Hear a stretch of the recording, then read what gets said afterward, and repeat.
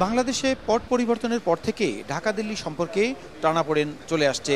এ অবস্থার মধ্যেই বুধবার ভারত হয়ে তৃতীয় দেশে বাংলাদেশের পণ্য রপ্তানির ট্রান্সশিপমেন্ট সুবিধা প্রত্যাহার করে দেশটি।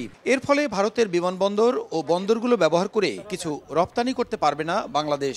দিল্লির দাবি, বন্দরে পণ্য জটসহ তাদের রপ্তানি কার্যক্রম বিঘ্ন হওয়ায় এমন সিদ্ধান্ত নেওয়া হয়েছে।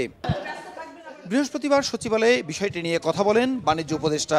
জানান, ট্রান্সশিপমেন্ট বাতিল করায় কোনো সমস্যা হবে না। নিজস্ব ব্যবস্থাপনায় এই সংকট কাটাতে সক্ষম বাংলাদেশ। 40 থেকে 50 হাজার টন মতো ম্যাটেরিয়াল বাই রোডে এখান থেকে ভারতের বিভিন্ন পোর্ট, বিশেষত দিল্লি, কলকাতা এবং ব্যাঙ্গালোর কিছু এই পোর্টের মাধ্যমে আমাদের রপ্তানি হতো।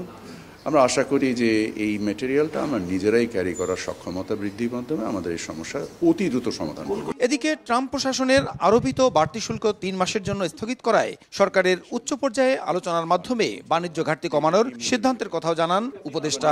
ইউএসটিআর এর প্রতিনিধিত্বের সাথে মিটিং হয়েছে অনলাইনে এবং আমরা আমাদের কর্ম সমষ্টিগুলো নিয়ে কাজ করছি এবং সেগুলো নিয়ে সম্ভবত যে সময় সম্ভব আমরা দ্রুত যুক্তরাষ্ট্রে নিজেরাও যাব এবং যে আমাদের অবস্থানগুলোকে তুলে ধরব। মার্কিন ক্রয়াদেশ স্থগিত হলে নিজেদের সক্ষমতা বৃদ্ধির সুযোগ সৃষ্টি হবে বলেও মনে করেন বাণিজ্য উপদেষ্টা। প্রসূন আশিস, সময় সংবাদ, ঢাকা।